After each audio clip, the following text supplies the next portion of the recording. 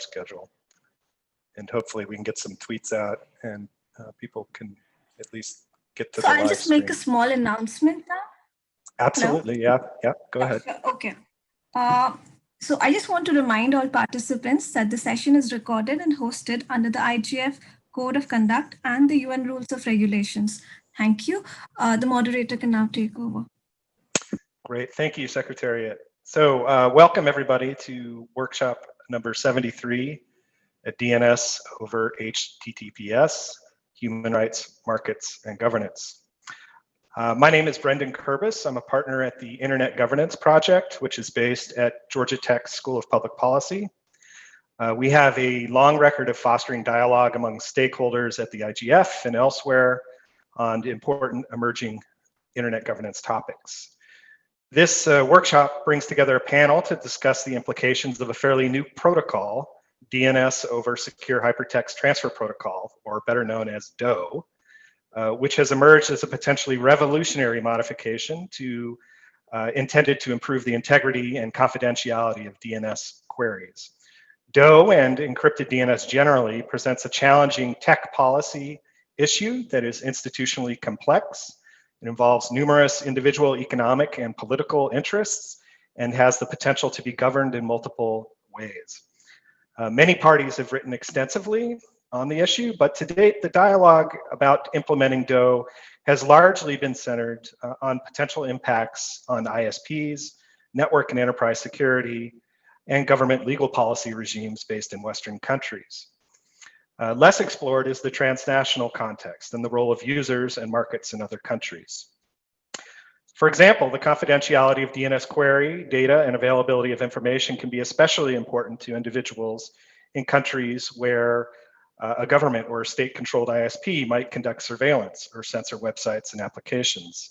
In fact, we see a significant inverse or negative relationship between countries that score lower on various freedom of expression indices and higher use of open, less restrictive DNS resolvers. And while correlation is not causation, and we still need to tease out the impact of DoH specifically, that relationship has strengthened between 2019 and 2020. It is simply an indicator of growing demand for less restrictive DNS resolution. But there are also legitimate concerns about the centralization of data and DNS services in the hands of big global platforms, and questions about how users, networks, and applications will discover and select DoH resolvers. We need to distinguish concerns of technological centralization and the risks that it can present from a broader understanding of the risks of market concentration, which incorporates the notion of firms competing to provide DNS resolution, as well as complementary products and services. DoH and how it is implemented is a means of extracting a part of the market that has, up until now, been captured mostly by local ISPs. From a governance perspective, as DNS data becomes encrypted and DNS query resolution activity possibly shifts to different actors, there are impacts on domestic regulatory compliance and extraterritorial effects of policies. Encrypted DNS, DoH, ironically, brings into full view differences of how stakeholders might govern content filtering, censorship, surveillance, privacy, data retention and access, as well as other areas that leverage the global DNS.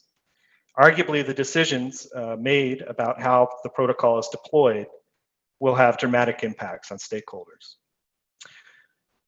To better understand all of these issues, our discussion today brings together experts and regional perspectives to discuss and hopefully interact with the audience on broader human rights, market, and governance impacts of DoH deployment, development and deployment. So I will now briefly introduce our panelists, and then we will hear from each of them. And then we will follow this by panelist reactions and interactions prompted by questions from myself. And we'll follow that with Q&A from the audience. I encourage the audience to use the chat to discuss as we move along, but please see questions you might have in the Q&A box that we're monitoring. So first up, I'd like to introduce Barry Liba, who is the IETF Area Director for the working groups that developed DoH. Hi, Barry. And also a member of the Security and Stability Advisory Committee at ICANN. Barry, you want to take it away? Okay, hi. While I'm getting my screen shared, my first slide is going to show where I'm coming from. I'm as you just heard, I'm the area director responsible for the working groups that worked on DoH and are working on follow-on protocols to DoH, such as discovering, supporting resolvers and that sort of thing. I'm also the SSAC member, Security and Stability Advisory Committee member, who chaired the work on the document that SSAC did, giving an analysis of DoH. So you might be interested in reading that. And on the screen that you should be seeing is a link to that report. But what I'm going to say here are my personal thoughts, not as representative of the IETF or SSAC or anything like that. So let's start with this, some basics. I want to look at how things used to work, how things work very briefly, and talk about what changed. So DNS resolution without DoH.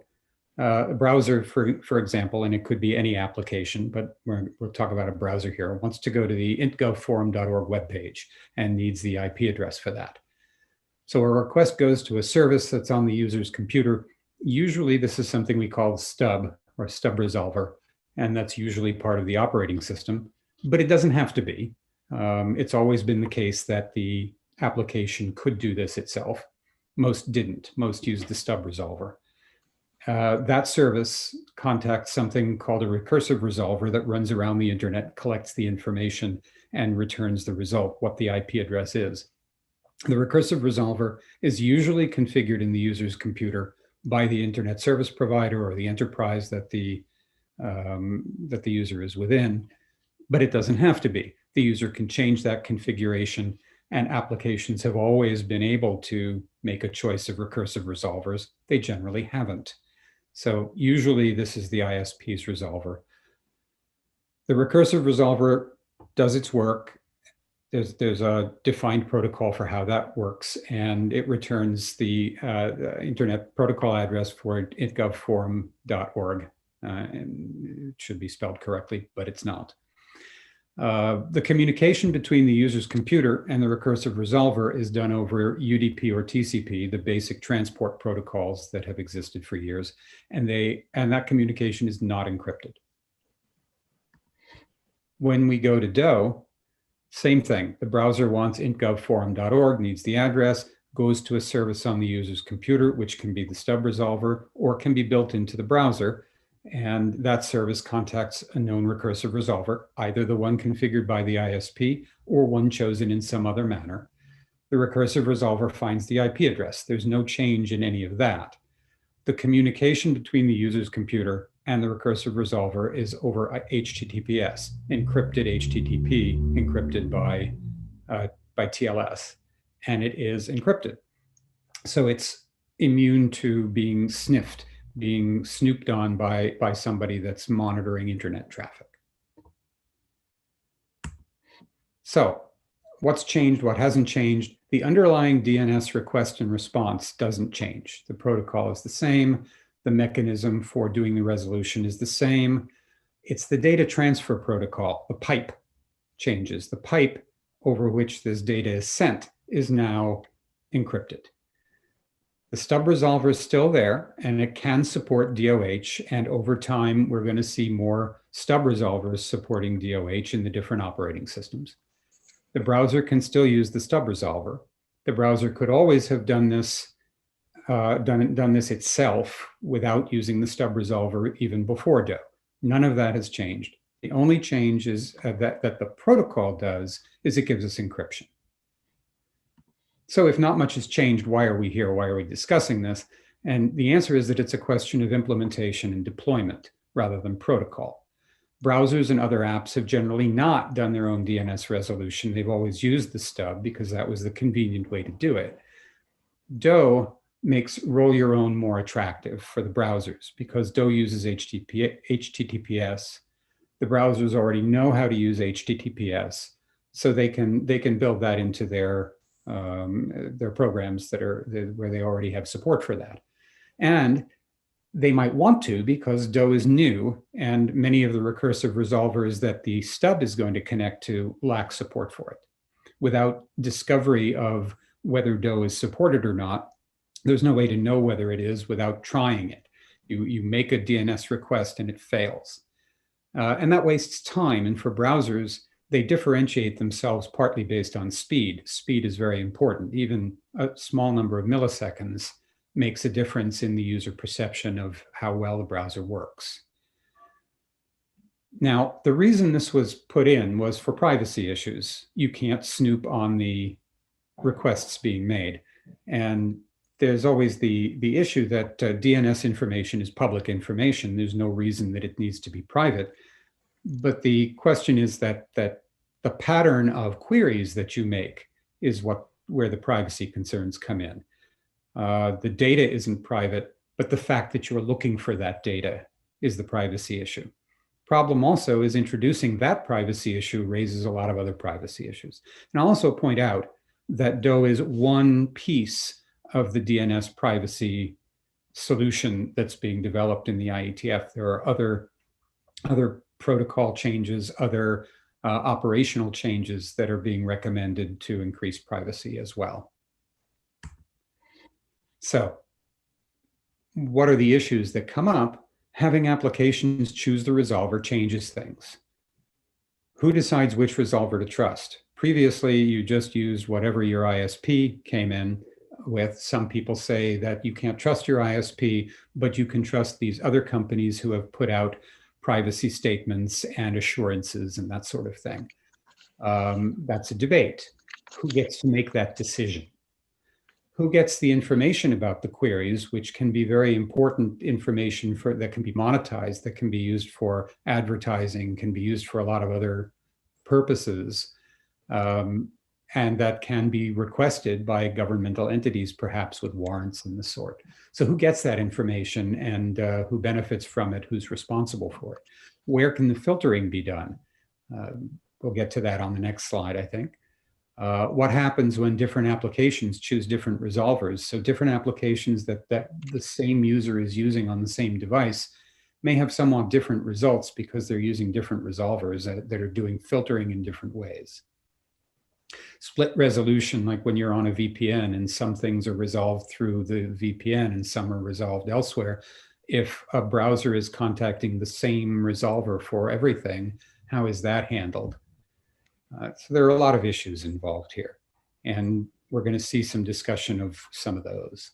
Encrypted DNS is here. It's expanding, just like encryption and the other internet protocols is expanding. The IETF produced a best current practice document a few years ago after the Snowden situation came out, that pervasive monitoring is an attack. It's indistinguishable from an attack on the internet, so we have to consider it one and shut it down. And the way we're shutting it down, one way we're shutting it down is by recommending increased encryption. And we're seeing that rolled out. So we're going to see DNS over QUIC, next, QUIC being a new transport protocol that's being developed. We have to figure out how to do what we've been doing with encrypted DNS coming. Again, here's the SAC document, the implications of DNS over encrypted protocols, published in March, and there's the link.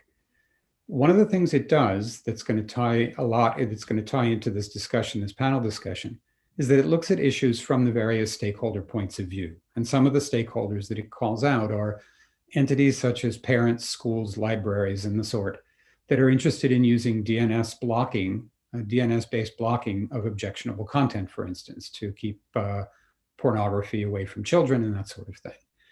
Corporations, municipalities, and that sort worried about network control and management, as well as the similar objectionable content thing and inappropriate content for work. ISPs are concerned about doing their network management and their ability to comply with government regulations that require them to do filtering, which they're currently doing through DNS. If we're not using their resolvers, they have no control of that. They have to find a different way.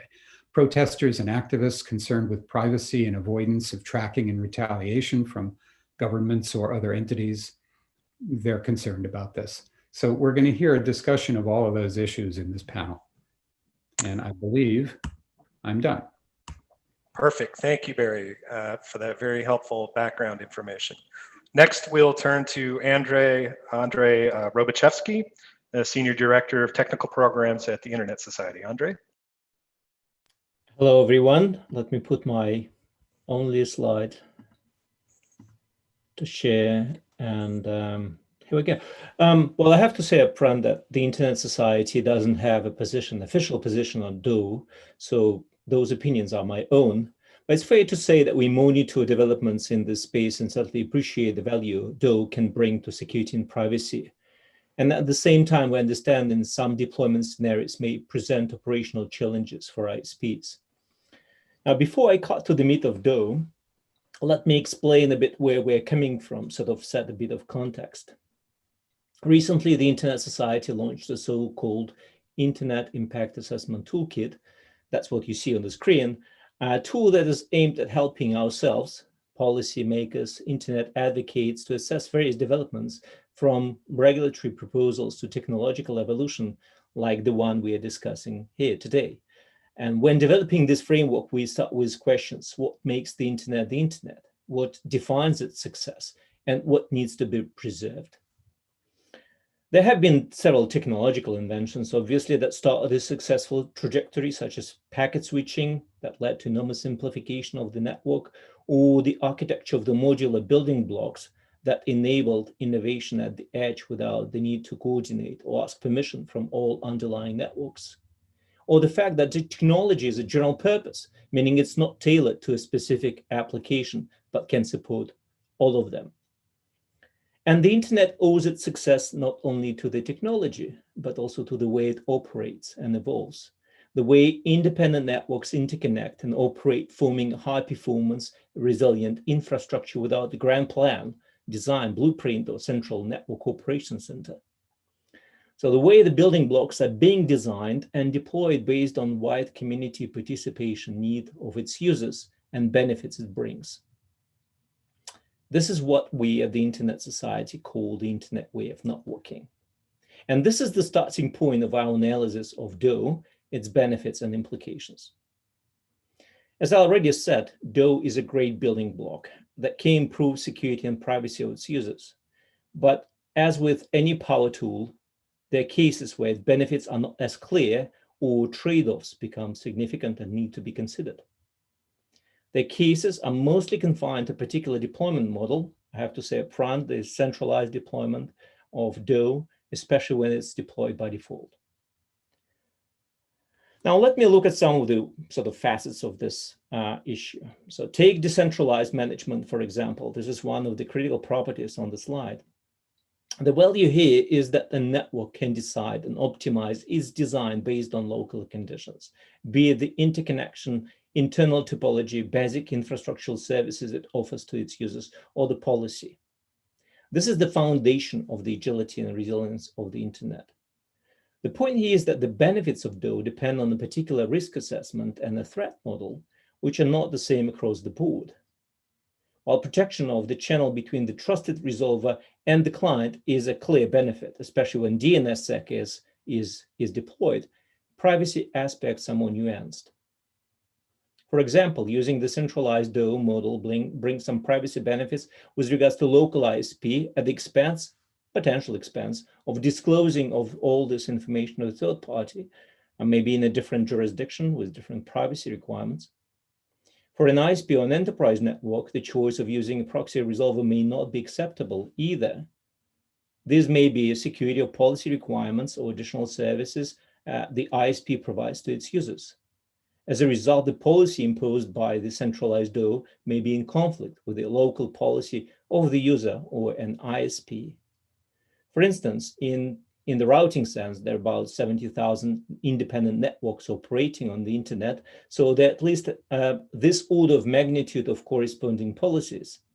Centralized DoH changes this number to less than a dozen. This is a significant shift that we need to analyze further. Ideally, the user has the ultimate choice, which Internet or DNS provider to choose. But if the user doesn't care, maybe the ISP is the next in line. And if ISP has no preference, then I think centralized DoH is a viable solution. When it comes to technology building blocks, DoH is a great case in point because DoH is based on HTTPS, which is in turn is built from such building blocks as HTTP, TLS, TCP, IP. So from that point of view, it's a perfect example how this critical property can manifest itself. Now, when it comes to the way the DoH is used, its deployment model, things are less clear. The DoH deployment model, centralized one, may set a trend of reducing the number of cooperating players in the provisioning of DNS and therefore reducing the incentive for wide collaboration. If project this trend, the DoH may move into sort of application backend protocol, which reuses the building blocks, but essentially proprietary, since only an agreement with a few parties is required. So we may end up in a situation of embrace and extend, leading to non-interoperability that happened before. Well, look at some proprietary IMAP implementations or proprietary SIP extensions. Finally, this trend can threaten the very DNS as a global and consistent naming system. There is a potential erosion of the global and consistent mapping of names to addresses, fragmenting the global DNS into application or service provider specific walled gardens. The governance of the space could change dramatically, putting control in the hands of vendors instead of the technical community. Now, I appreciate there is a lot of speculations in presenting these doom scenarios, right? Those are risks, not the current state of affairs. And some good is underway to put the safeguards for not allowing this to happen. One of the examples of the canary domain used for Mozilla that allows ISPs to signal whether deployment of DoH is acceptable. Google Chrome, for instance, uses a procedure that tests the local environment first before suggesting using DoH. Now, Barry just explained a very important work by the IETF ad working group that allows discovery and selection of DNS resolvers by the clients in a variety of environments. But I think we need to monitor the space and make sure that DoH continues to bring benefits and continues to be involved in a healthy way. Thank you.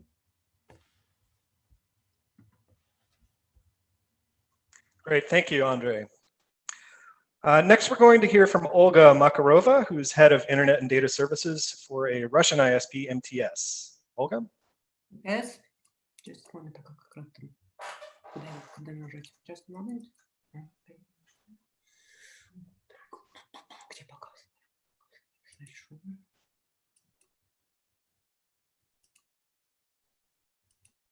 Okay, thank you.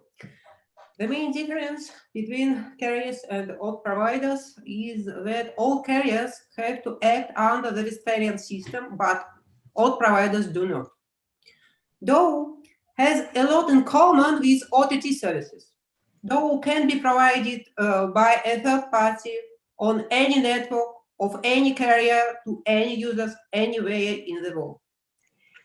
Any new global service significantly heightens existing tensions between the Westphalian system and its cross-border nature. The Westphalian system does not provide for the possibility of transition from national regulation to cross-border regulation. Alas, no one in the world is ready to give up the Westphalian system. Thus, no service can vary this Westphalian system, but a reckless deployment of any OTT services may be the main reason why the core internet values can be buried under the pressure of the Westphalian system. The GDPR has tried to accommodate the cross-border nature of internet services, but the GDPR did not go beyond the Westphalian system. The GDPR logic suggested that China, for example, must adopt a Chinese GDPR to protect personal data of Chinese users. But it seems that DoH is not so much about a global service as about a new round in the net neutrality history in the US. Its main goal and price are not just protection of personal data. this looks like a great and very smart marketing ploy by all providers in a new attempt to attract ISP's customers and grab a market share for some of the internet services. Let's remember such cases as Madison River, Comcast, BitTorrent, or the Comcast, Netflix, Open Internet Reader, and Restoring Internet Freedom. Let's pretend that Netflix has become a DoH provider for example, Comcast customers. Will Comcast be able to apply the reasonable network management to DoH Netflix services under the law? Will Comcast degrade Netflix DoH services quality if it thinks Netflix DoH service is making its network unstable? It seems we will see a lot of very interesting new battle between DoH provider and ISP in the US soon. It is not surprised that Comcast was one of the authors of DNS over HTTPS consideration for operator networks. This is very useful document, and I like to say many thanks to all the authors. So we're waiting for future development in the US to gain the experience we need. About the DoH deployment in our region, we highlight global and local DoH vendors.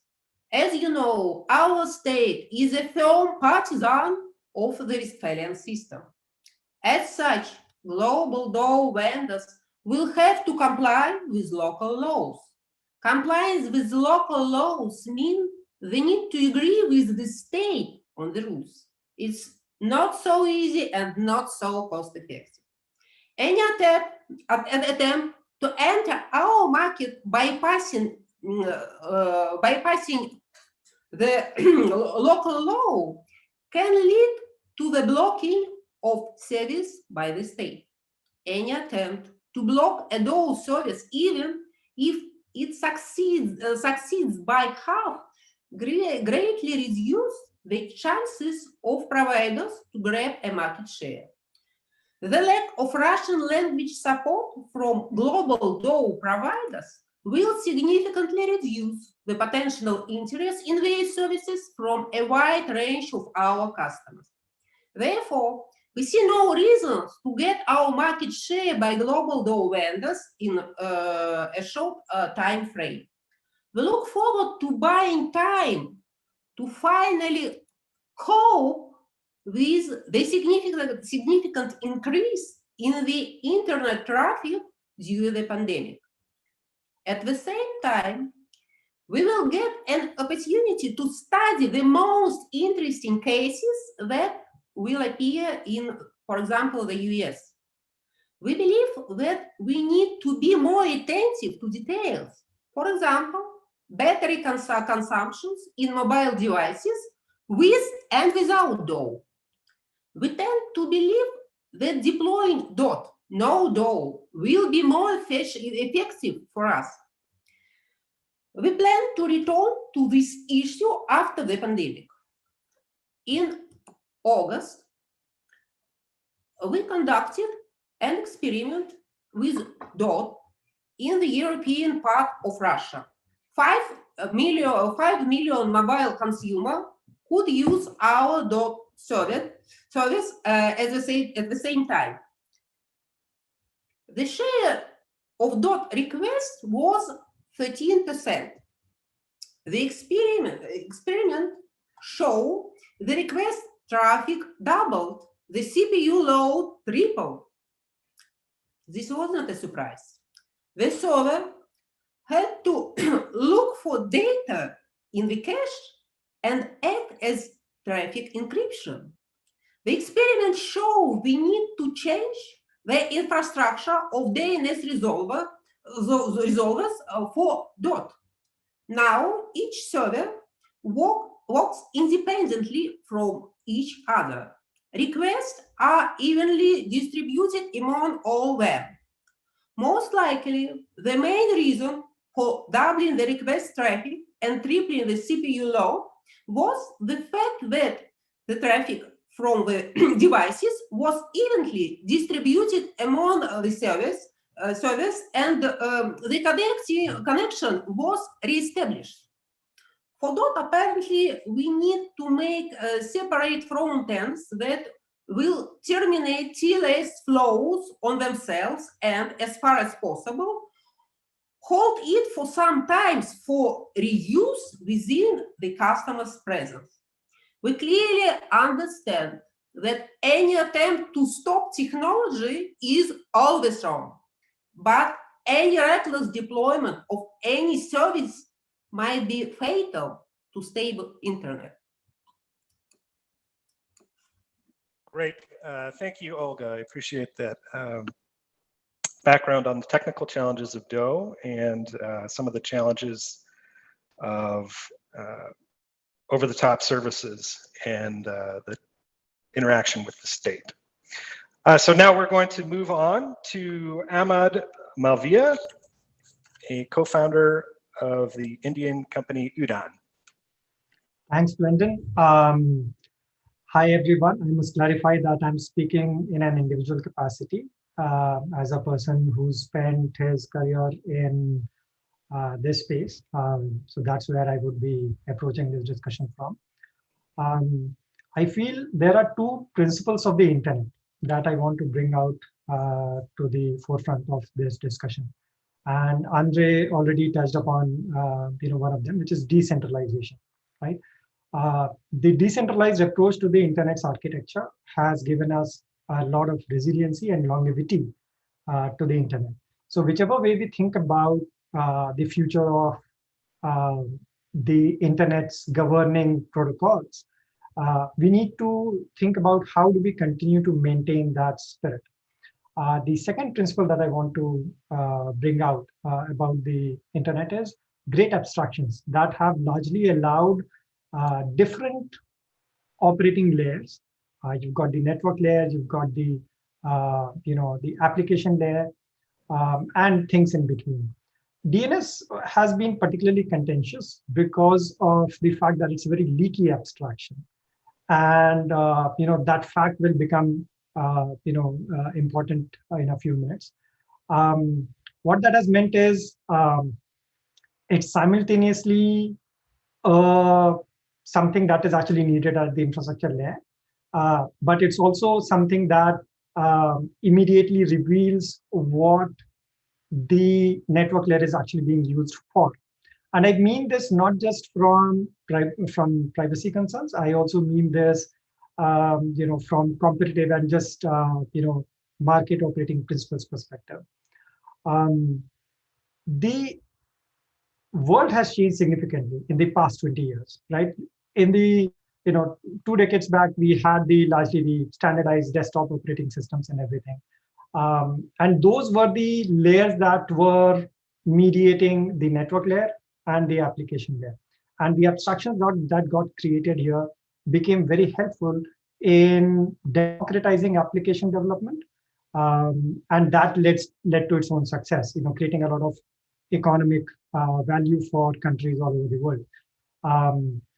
We need to think about technology from the perspective of as an economic value creation first, which is where the neutrality of technology that Andre was talking about earlier becomes particularly important. We need to approach all of this discussion we need to be having first from the perspective of how do we structure the internet in a way that it continues to be resilient, it continues to have the scope for decentralization, and it continues to maintain great abstractions.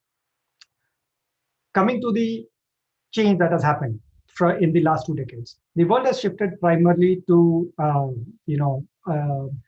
the smartphone era, where the applications are governed in a very gated fashion by organizations that have absolutely no responsibility towards the internet principles. Obviously, today they can actually be great internet netizens, but from an architecture perspective, we need to make decisions which help retain these principles instead of relying on the benevolence of organizations. In this smartphone era, the DNS has firmly moved to the control of the operating system in a way that the user is lesser in control of things. And yes, I agree that users very rarely use to actually change these settings, but it's less about the frequency at which it is actually being used. It's far more important, to understand where the power of control lies between the network layer and the application layer. Today, we've got technologies like WebAssembly coming in, which essentially is making browser as almost the operating system of the internet. What we've got to think about is, in this sort of a future world, bearing in mind this possibility in future, how do we make sure that DNS, as even if it is a leaky abstraction, it doesn't shift completely outside of the domain of the browser, which is where the applications are actually being developed. So if I, as an app developer, I actually want to retain some control of how my app reaches my servers, if that control is firmly in the control of these underlying smartphone operating system platforms, it actually creates centralization. Okay, so what I'm saying is, in the smartphone era, there's a default centralization that is happening. And to counter it, we need to make sure that some of the infrastructural services also exist in some forms in these upper layers where the application development is happening, which is where something like a DoH fits in very nicely, because I strongly suspect that as things evolve over time, the smartphone operating systems will actually firmly be more and more controlling about the protocols that can be used and may not be used. At the minimum, they would actually start creating warnings that if you as an application developer are using anything more than an HTTPS, then you need to gain some additional permission from the user. Which is why it's very important that at the HTTPS layer, we still have a lot of those controls of critical services. Even if the abstraction remains leaky, in the sense that both network and application layer are aware about it, we still need to make sure that there is at least some scope for the application layer to play around with it. Otherwise, we are essentially concluding in a very firm way that this is a network layer thing, and which actually leads to more centralization because of the increased prevalence of smartphone operating systems. So that's the point that I wanted to talk about. Thank you. Thanks, Amod. Brendan has dropped off because I think he's facing some network issues, but we'll continue anyway. That's a really interesting perspective, Amod, and we'll come back with more questions on this. Next, we have Joey. Joey, do you want to take this forward? Thank you. Yes, just one moment.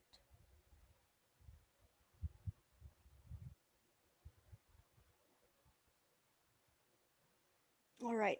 Thank you, everybody. As a software engineer representing Article 19 and part of civil society, our position is that DoH and pretty much encrypting the DNS is key not only to privacy and censorship circumvention, but also to enabling freedom of expression. If we think of freedom of expression as defined in Article 19 of the ICCPR regarding expression, opinion, and access to information, and then we also think of the way that different types of censorship may impact a person's ability to express themselves, but not their ability to receive information, or the other way around, then that's why we believe that censorship remains a key issue concerning DNS and freedom of expression and access to information. Especially considering that the DNS was designed unencrypted in order to preserve network and system administrators' privileges and their control over the DNS traffic that they manage. Regulating bodies have consistently employed different techniques over the years in order to filter, control, and regulate internet traffic through the DNS. And although mechanisms are being used or developed in order to inform users when and why content is blocked through the DNS, and whether this content is unavailable or if it has been censored or blocked, the reality still remains that heavy oppressions are held in place through manipulation of encrypted DNS data.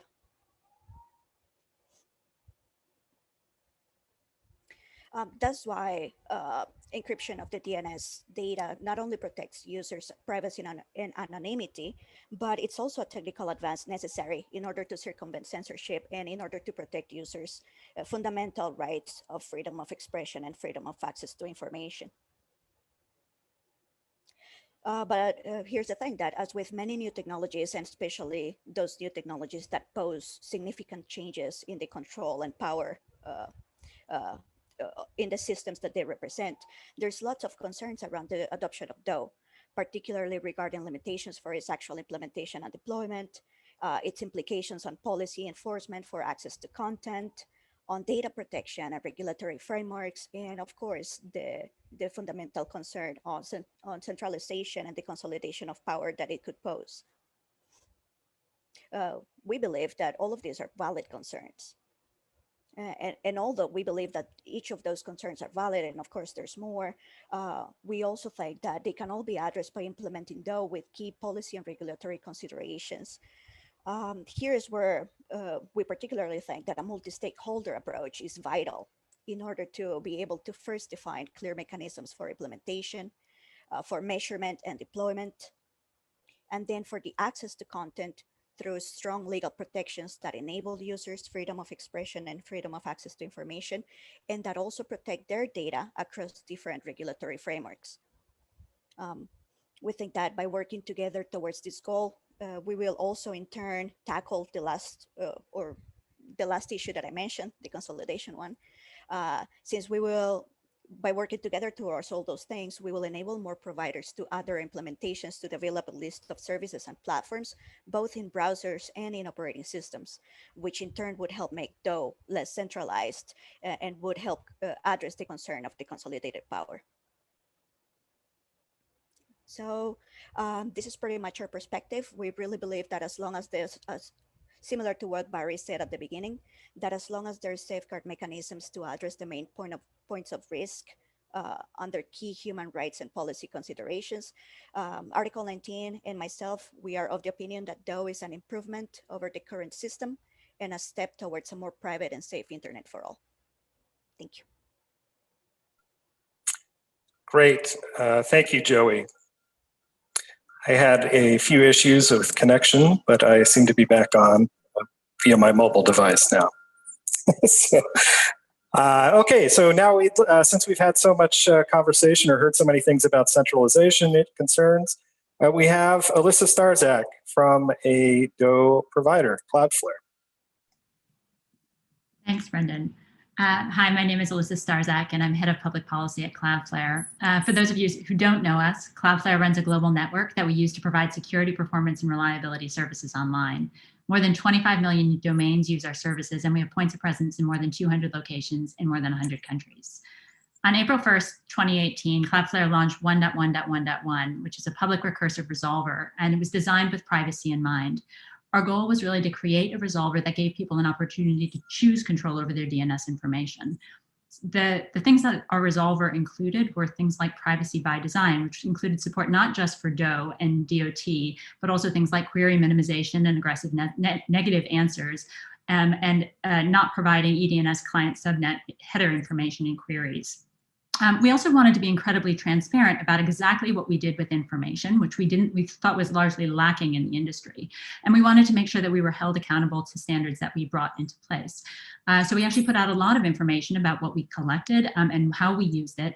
And we brought in a third-party audit firm to talk about our commitments and make sure that we were standing by them.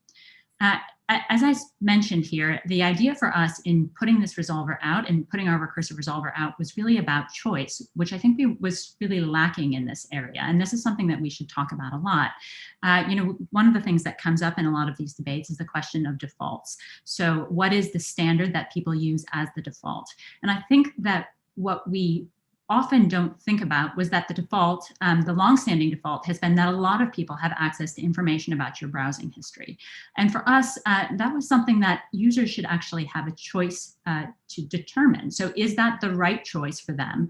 It should be something that users have enough information to evaluate and information about exactly how their information is used is relevant to it. And our sense had been that that was lacking.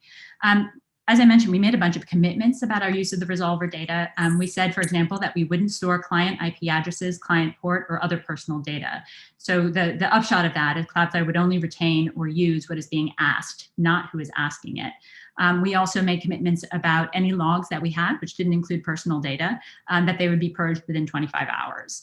And we made a point of saying that we wouldn't sell the data or use it for targeting ads. So the idea here was really to put a resolver together that had a set of standards in it on a bunch of issues that people didn't talk about it. And again, I want to go back to that because if you're someone like me who sits on the policy side of the house rather than the technical side of the house, you probably never thought about what information might be available to others when you browse online.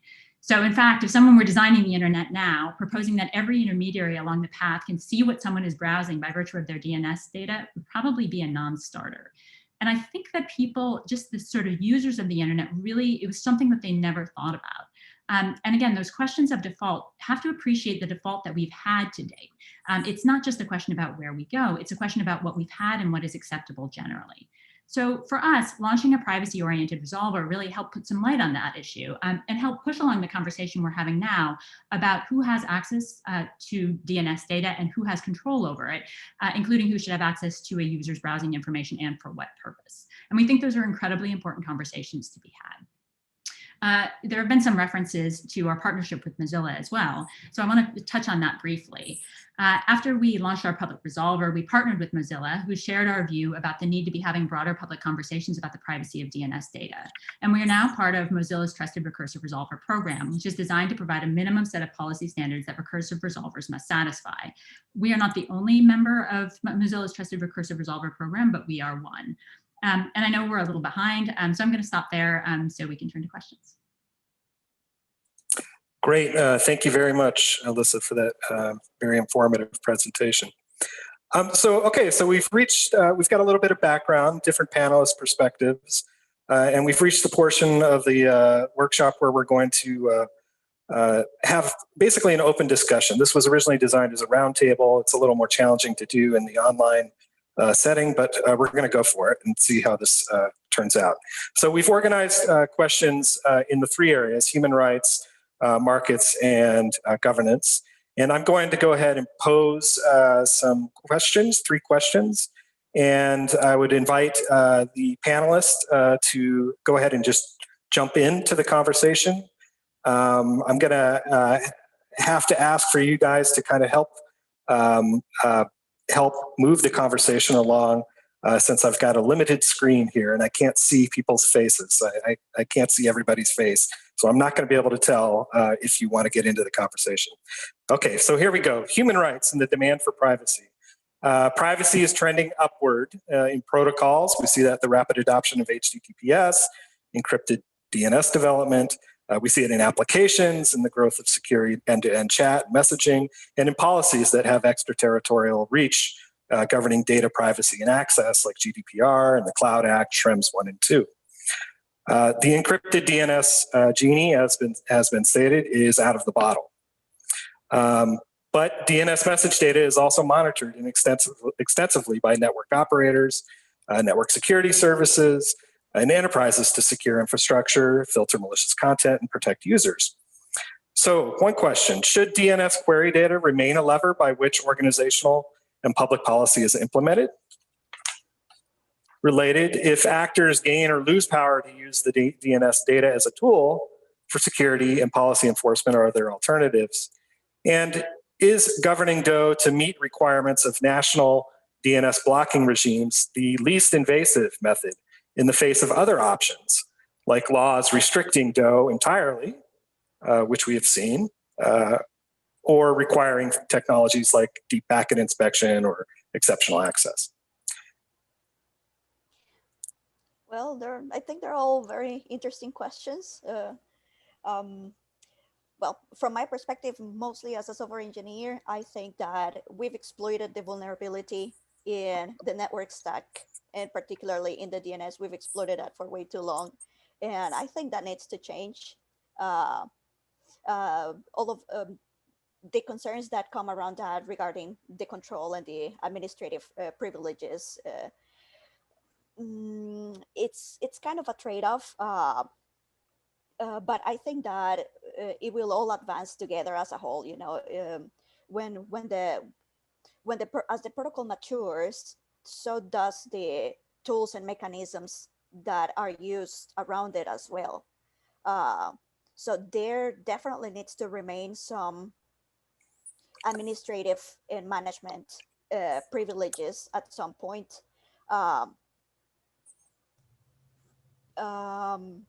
But the DNS system needs to become stronger, and the real benefits of privacy and security measures should not be endangered or postponed just because of we perceive a basis of potential threats to how the things currently are. What do you guys think? So this is Barry Liba. Filtering things using DNS for what some people would call protection and others would call censorship has always been fragile. It's always, you can get around it. And I think it's ill-advised for governments to be trying to legislate how software should work. We need to look at the network management issues, the policy issues, the reporting issues, and those sorts of things, and figure out the right ways to do those things that are not so fragile and that don't interfere with how the internet is deployed. Yeah, hopefully also bringing those type of considerations to the table and to the deployments will also help raise the bar on what has been acceptable to be controlled and blocked so far, and what doesn't need to be and what shouldn't, right? If I can jump in, Andre here. I think, well, again, this is the two things that we're considering DoH as a protocol, right? And I think when the protocol, from my perspective, it's undisputed that it has a lot of value, right? It protects the privacy, it protects the channel between the sort of last mile that hasn't been protected so far between the client and the user, right? But I think DoH, and when we're discussing DoH and particular deployment model, we're actually discussing wider issues, not per se related to DoH, right? Like centralization of DNS, it has happened before. I mean, public DNS resolvers existed for years, and many ISPs are outsourcing this service to public DNS resolvers, and that's a fact. In fact, that's another trade-off, because proper deployment of centralized DNS can in fact make DNS better. For instance, Cloudflare, what Alyssa just mentioned, implements very good measures like query minimization, for instance, or DNSSEC, that can push deployment of those very important technologies very quickly, right? Now, that's the positive side. There's also downside, because Cloudflare has a policy, even if the policies have not to have any policy, right? And that's one of the concerns, where local policy may clash with this policy imposed by a trusted resolver. Another thing is fragmentation, right? Again, fragmentation happening in DNS space, not because of DoH specifically, but because some applications implement resolution of DNS. I heard, I don't know if it's true, that Netflix, for instance, implements their own DNS resolution. And that's not DoH, that's just DNS. So that's another issue, not per se done by DoH. So I guess what we are having here is that DoH, it brings all this together. That's why it's concentrated on DoH while those issues existed and continue to exist, regardless whether DoH is deployed or not. Okay. First, we need to decide where we are, inside the Westphalian system or little outside it. If we are a little outside it, we should or could wait for example, Chinese GDPR to appear to protect the personal data of Chinese user, the Russian GDPR and other. We're ready to adopt this case. I have some doubts. If we are within the Westphalian system, we must examine the experience of each country separately.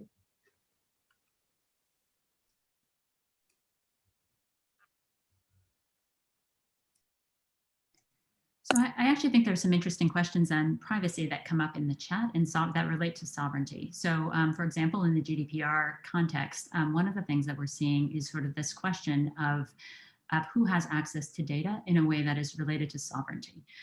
So for example, if you are thinking about data that looks like DNS data or browsing data, and it is unencrypted, is that itself actually a potential challenge under GDPR? So I would actually flip that question around to some of the questions in the chat, which is to say that if you have an obligation to protect information that might be private information so that it is sovereign in a way, right? So that there is an element of sovereignty to many of the privacy laws. What is the responsibility for entities who do not protect that information, which means that it can be sniffed on a wire by other types of entities. So it's not necessarily just whether they protect the information, which obviously is an element of all privacy laws, but also the question of what external protections they have from other people looking at that data. So I think one of the challenges that we're seeing that was referenced in the chat, we see a lot in the post-Schrems world about US companies, but one of the requirements that's put on US companies is to make sure that external parties don't have access to data in their possession. So things under Article 32 of GDPR, if we have lawyers in the crowd. So what does that look like in the context of DNS? What does that look like for the privacy issues that you raised, Olga? There's a whole set of issues that tie privacy and sovereignty together, in part because often what you have are governments that want to make sure that other governments don't have access to their data, their citizens' data, for example. So to me, the questions of sovereignty and privacy actually in many ways go together. And what you're seeing in the GDPR context or in the Europe context is sort of a recognition, sort of in the post-Snowden world, that maybe other people shouldn't have access to their data and other governments shouldn't have access to their data. So I guess I would challenge those who sort of question that the US component of that to also ask why they're not applying it to European providers who also have an obligation under GDPR to make sure that there isn't unauthorized access, which could include, from my vantage point, could include sniffing. So we should talk about these issues more because I think that they're very tied together in really interesting ways from a privacy angle. They raise all sorts of complicated questions about what laws apply to certain kinds of data and what that then means. But they are ones that we can't suggest all fall on one side of the ledger. I think just one small comment from me. I think it's best for us to sort of treat the layering of DNS in the internet stack separately from policy enforcement. DNS is absolutely the wrong layer, in this stack to actually be used for policy enforcement. Obviously, there are very legitimate reasons for governments to actually be doing that, and some not so legitimate. But it needs to be, if the door of DNS gets closed to enforce some of those things, there would be other doors that are always available. I think we shouldn't conclude prematurely that it's a DNS concern or it's a DoH concern to actually solve for these policy enforcement pieces. It's absolutely not. We should be making these decisions primarily on the merit of the technical principles. I think governments always have a ton of levers, but to solve for DNS in the correct way, there is not so many levers available. So we should be solving for that first and leave the policy solutioning for a different layer in the internet stack.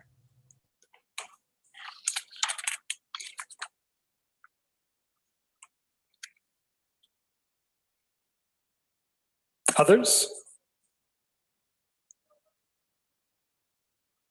I would just add on to Ahmad's comment that some of the most recent research has shown that DNS-based censorship is still possible on encrypted DNS traffic. So network operators and others that are currently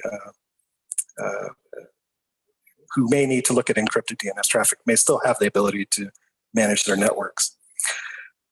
Okay, so next, I think that's been about, I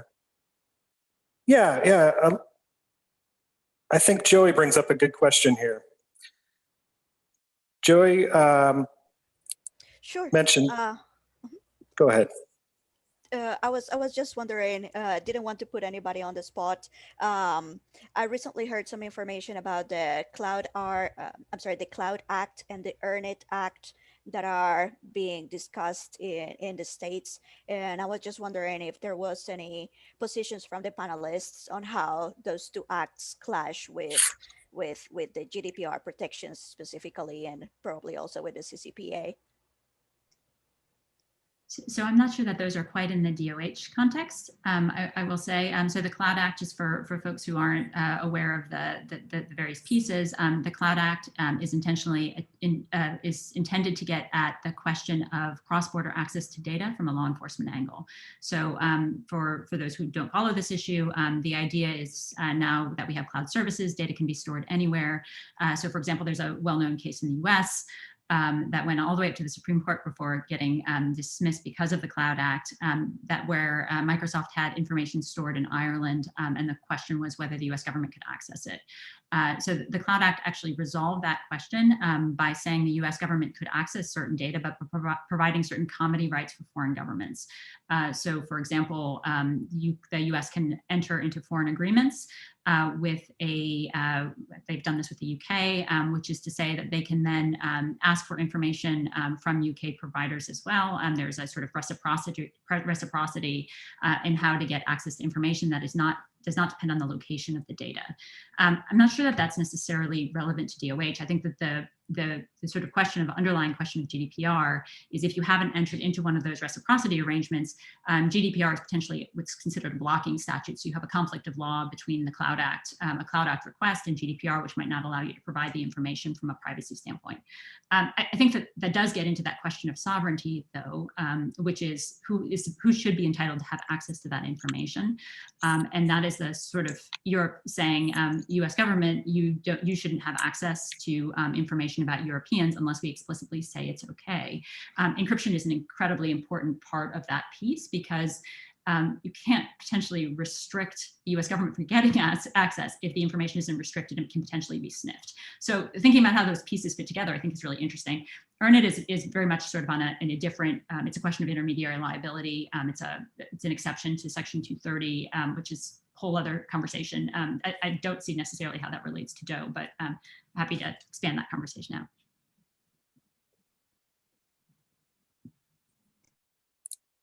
Great, thank you for that clarification, Alyssa. So let's move on into technological and market change questions. There's shifts occurring in where DNS query response functions reside. We see the flattening of the application OS layer. We also see movement of network functions like DNS management, once performed by the ISP, to cloud service providers in many cases. We hear concerns about concentration of DoH resolution in, I believe, the number, a dozen providers was thrown out.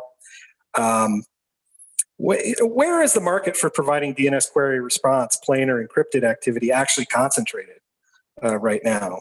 Is it in ISPs or the cloud environment? And how tightly integrated is DNS in different types of networks, for instance, mobile, and for what reasons?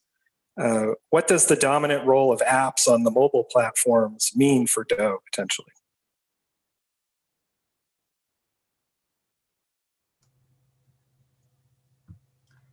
So I think, let me go first on that because it's closely related to the point that I was raising earlier. See, I think it's important to understand where the compute is actually headed towards. Far more developers develop applications for smartphones than for the earlier kind of the internet model that we had actually seen. And as we get into more and more control of these platforms being demonstrated for the right reasons. So if, say, for example, an Apple says that you can't change the DNS setting as a user unless you actually go. So the only way to do that is by installing some application. Remember that it requires suddenly far more user intervention, than what was needed even in the earlier operating system era, where you needed to change a few settings. Now you need to install a full-fledged DNS modification app or a VPN app. Users are less likely to actually be doing that more and more, which increases the chance of centralization. The point is, assuming that the world is headed in this direction, do we leave open at least some doors for DNS possibilities to exist outside of this tightly controlled gate of the smartphone pair vendors? Or do we want to just completely close that door and leave no option whatsoever? For me, conversations about how frequently do users change these settings? But I saw one question from Mark saying that configuring DoH settings in the operating system reduces user complexity, right? Absolutely, it does, right? But the point is, architecturally speaking, do we want to allow the scope for some future form of DoH to be DNS to be actually emerging in the browser as a complete virtual machine world that we are probably headed towards?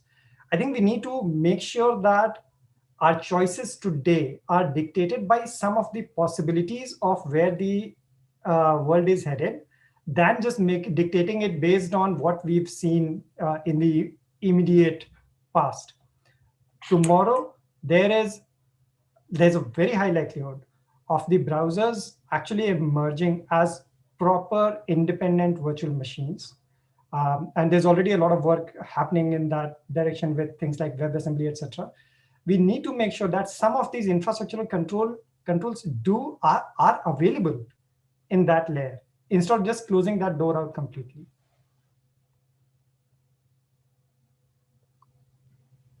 I actually want to jump in here as well. I think one of the interesting questions to me, and again, going back to the sort of commentary I had about our recursive resolver, I think that we have to do a better job talking about exactly what happens in this space. I think what's happened often to date is that people don't have any understanding of exactly how information flows, where their DNS information is going and how it's used. To me, when you get into the application space, that's compounded even more, because imagine sort of a normal user, they now have a cell phone where they could have lots of different data going in a lot of different directions. They don't necessarily have a way to think through what that means. So thinking about what we can do in our world of people who can translate that information, think about how users can get more information, how we can be more transparent about actually how all of those pieces work, I think is important. I think that there has been traditionally a huge gap between the standard end user and someone who is actually in the technical space. And one of the things that we can do that I think would assist in that part is to help bridge that technical gap, explain exactly what's happening, where it's happening, who has access to what. I think there's a huge benefit potentially down the road on transparency. I also actually, I want to at some point go back to the chat. It's not relevant to your question, Brendan, so I will not do that now, but I'd like to talk about some of the surveillance questions that came up in the chat. How about we hit those in the governance section just coming up here real soon, okay? Great, thank you, Alyssa. Yeah, I agree with you that there needs to be a much more nuanced understanding of market concentration, the question in general. In reality, it consists of multiple markets, whether it's software at the stub resolver and how many queries of different types are happening with that software, and the number of firms that are providing that software, or the number of firms operating resolver operators and services of different types, and how many responses they're actually, their market share, as well as the number of firms that are offering complementary services that rely on DNS query data. And we need to understand, the interaction between those three markets to get a better grasp on market concentration questions. It's a very good opportunity right now for increased transparency and accountability from people providing services. I think that comes together with what some of the things Alyssa was saying of helping inform people, helping them make informed decisions, for them to know where is happening or what is happening where and those things. And it presents the opportunity for transparency and accountability for the people providing those services as well. If I can just jump in, I would like to follow up on what Ahmed said about closing the doors. I think that's an important point. From my perspective, I think any restriction on use of technology, be it by sort of, like browser vendors dictating something by default, or the government blocking some of the technologies is a bad thing, because one size rarely fits all. And for instance, there is a possibility with those centralized deployment that certain avenues will be locked in. We can get locked into a browser verticals, and therefore all the work by ad working group, for instance, can be used because there is no one can access to this, right? I know that there is a lot of work in open software development space to enable resolver software support DoH, but for this you need the discovery mechanism. For this you need to open a certain openness that user or operating system on application can decide and make those informed decisions based on local conditions. So I would like to stress this point. I think, yeah, we need to ensure, especially this early phase of the deployment. Let's be honest, DoH is a relatively a new young protocol, right? So different deployments models can compete and be tried out.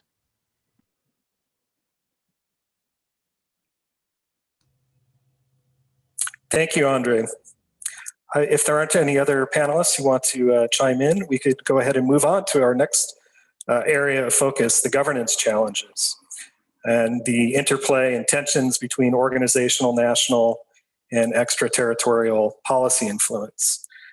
Alyssa had mentioned earlier on in her earlier remarks of the contractual arrangements. And so one question is, well, what kind of contractual arrangements between DoH actors are emerging?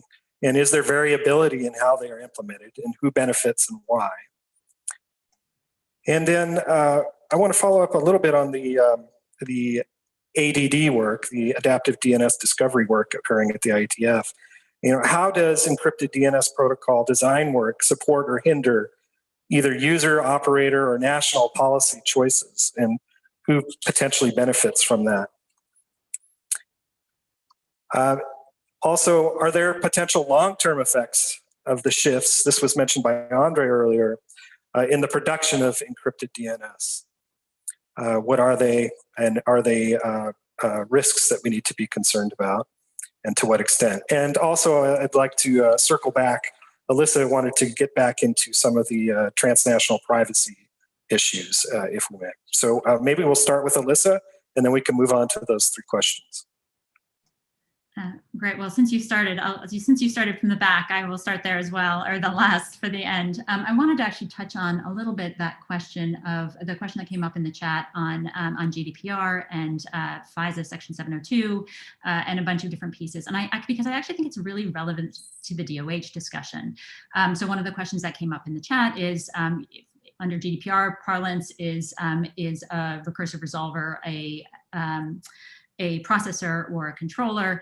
I think one of the interesting questions about DoH is, when the information is not encrypted, the information is open for sniffing.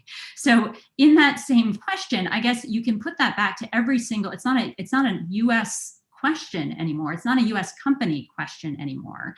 If you believe that information should be private, what protections does any entity have, any telco have, for example, to make sure that someone's not sniffing that information? Does it matter whether it's legal process, which is the sort of authorities that were referenced in the chat, or whether someone can get access to it without legal process because it's not encrypted?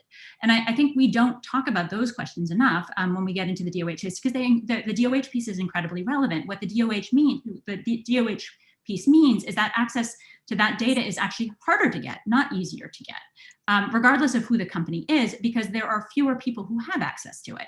And so I think we sort of misconstrue some of those privacy debates and don't talk about them. We talk about them from a US company standpoint because of certain US authorities to get access to information, but we fail to recognize that when information is unencrypted, it's essentially available to any intelligence service that's sniffing the wire.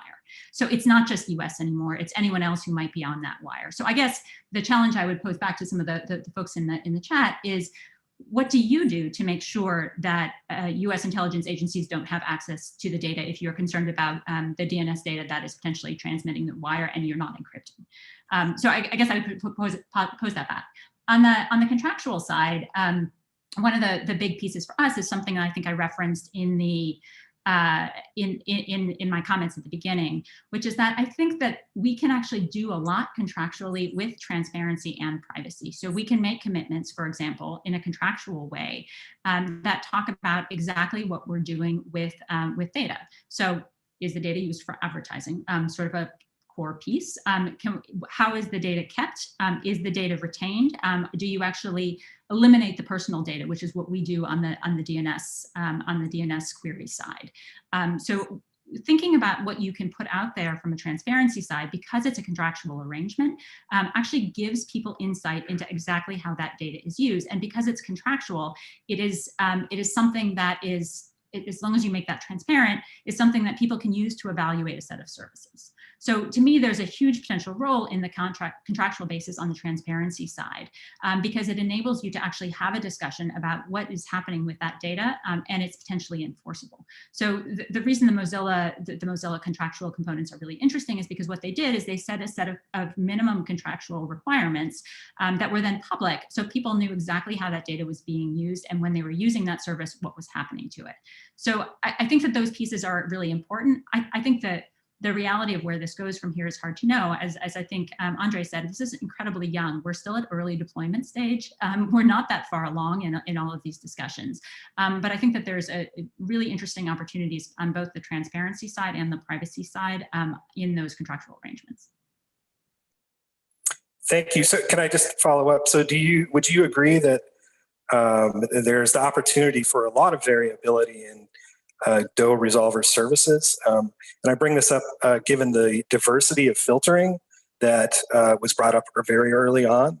One can see the emergence of of competition in content filtering.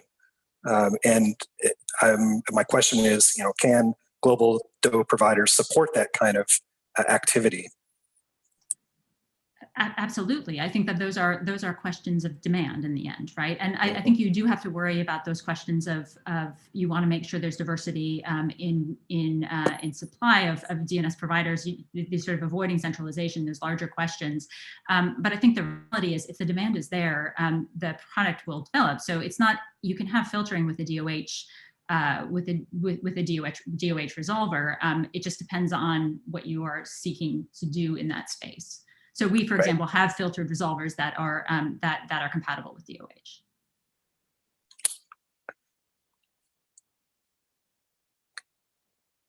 Great. So the next question was, how does encrypted DNS protocol design work support or hinder user, operator, or national policy choices? And I guess I wanted to get into the ADD work in that, are we, maybe Barry might want to jump in here, are we moving towards standardizing what they call same provider auto update as the default behavior in applications? And does that mean that ISPs and network operators and national jurisdictions will retain potentially more control over DNS resolution and data?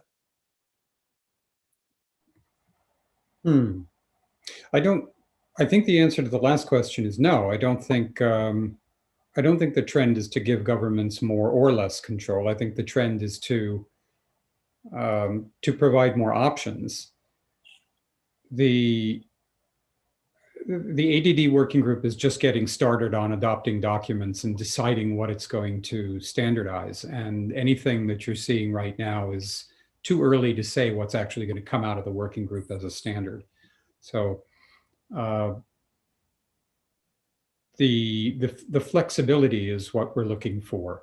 Can you find the information you need in a flexible way? And then how you use it is a deployment policy. And clearly, government regulations and public policy will influence provider policies. So I guess that's the best I can say on that. I think that's here.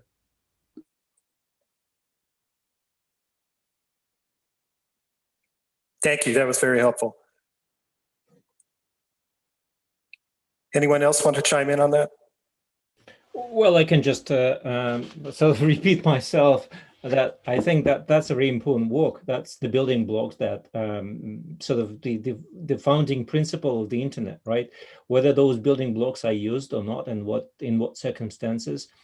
The thing is, someone said no one can design the internet, and that's very true. Even the IETF can design the internet. IETF can design certain building blocks, but no one has a crystal ball how they will be used. I mean, who could have thought of that DNS can be used as a policy tool? Well, yeah, it wasn't designed for that, but the internet wasn't designed to have any policy tools at all, right? So that's one thing. Another thing is that to Alisa's point, I think, well, the Internet Society is a great advocate of encryption. I think encryption of traffic between the client and DNS resolver is an absolute must, right? It's if you deploy DNSSEC, for instance, and your last mile is unprotected, that's insane, right? If you're on a wireless network, you connect to a secure wireless network, right? Although it's like that's my access point. Why do I need to encrypt my traffic?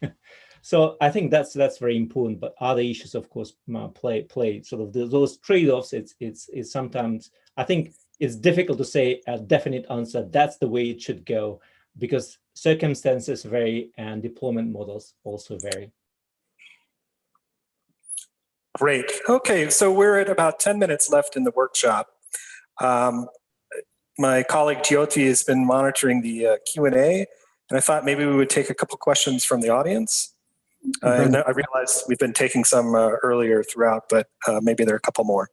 Brendan, can I do a quick interjection first? Because DNSSEC has been mentioned a couple of times, particularly by Andre.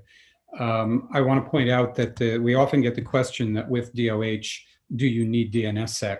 So I want to point out that the two things solve different problems.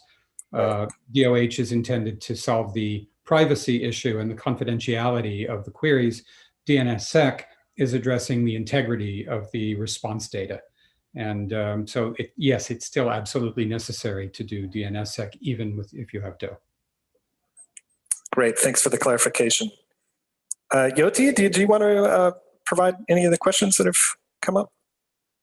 From the Q&A, I think the first question is on if my resolver is switched from a European service to a US one by an app or operating software using DoH, my personal data shifts outside of the GDPR.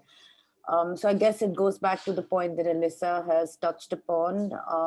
Is there something that any other panelist would like to add to that? Or Alyssa, do you think you want to clarify a bit more on this? Because it seems to be coming up in the chat as well by a few people.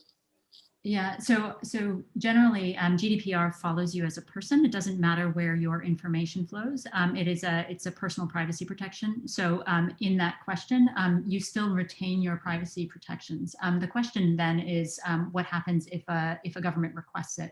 So for example, forget the US for a minute, take it outside of those contexts. If it goes somewhere else, can the US government request it, and what does the provider do? So this has been a big issue in the privacy space generally.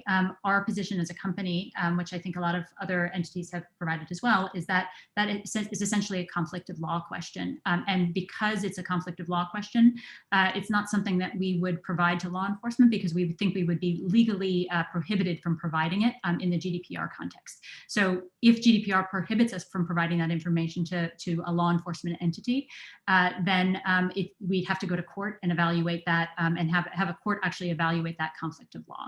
So I think that one of the outstanding questions on these conflicts, and which encryption gets to, is the question of, goes back to that sovereignty question again. What are we trying to do with the information? What does that look like? Who has access?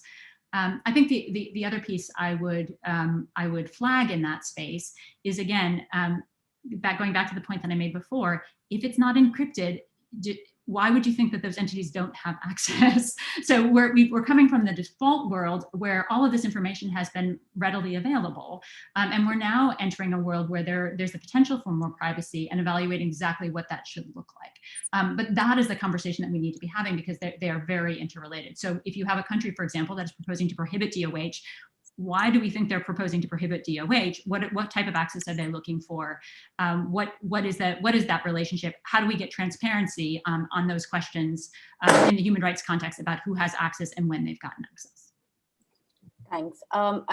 Another question that has come up is, which is related to this point, is what is the impact of DoH on law enforcement, especially when they're investigating crimes? And I think one example that has been cited is if somebody's under investigation, is it possible to remove DoH protection without the user knowing? And if this is possible, would it be appropriate? Would anybody want to take that on?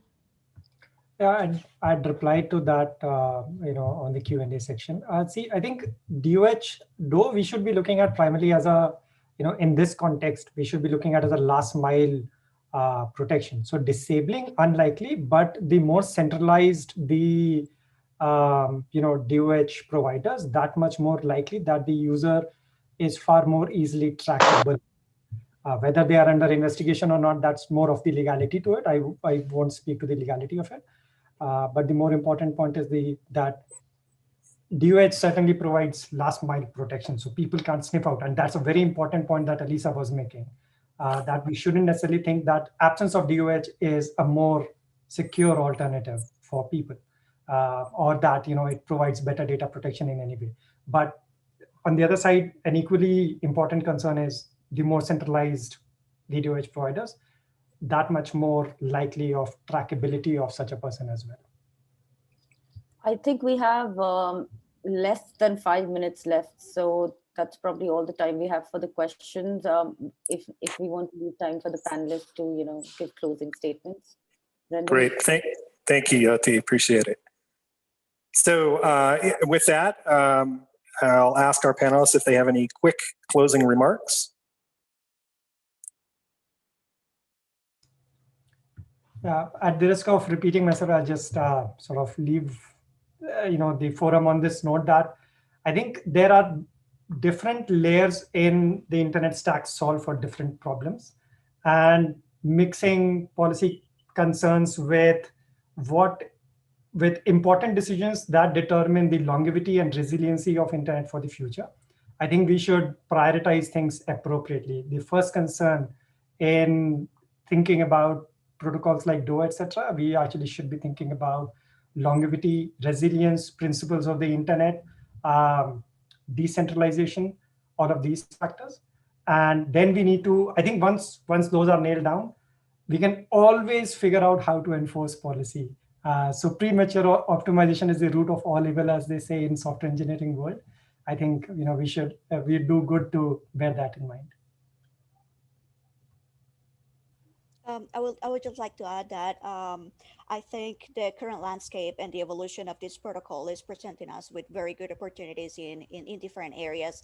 Like we've already spoken about transparency and accountability, but there's also the enforcement of of meaningful user choice that will be attained through the transparency when the user is aware of the policies that they are actually requiring contracts with and this type of thing, then their user choice will be also meaningfully enforced, and altogether along with other different areas is just a great opportunity that we all need to be to continue to work on together.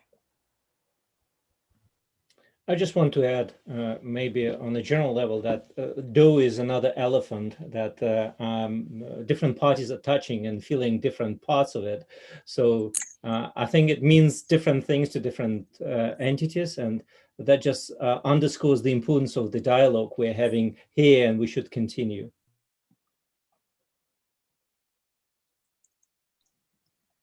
I would echo that point. I think these are it's an incredibly important dialogue to have, and the bubbling it up to a non-technical audience, I think, is a really important piece as well. So I'm really glad to have the conversation today, and I hope these types of conversations continue.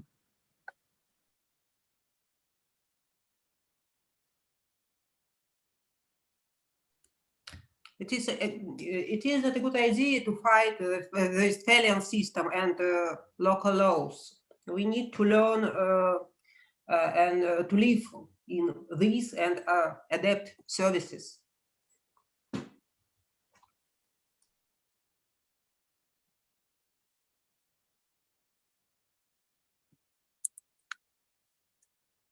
Great. Any other last remarks?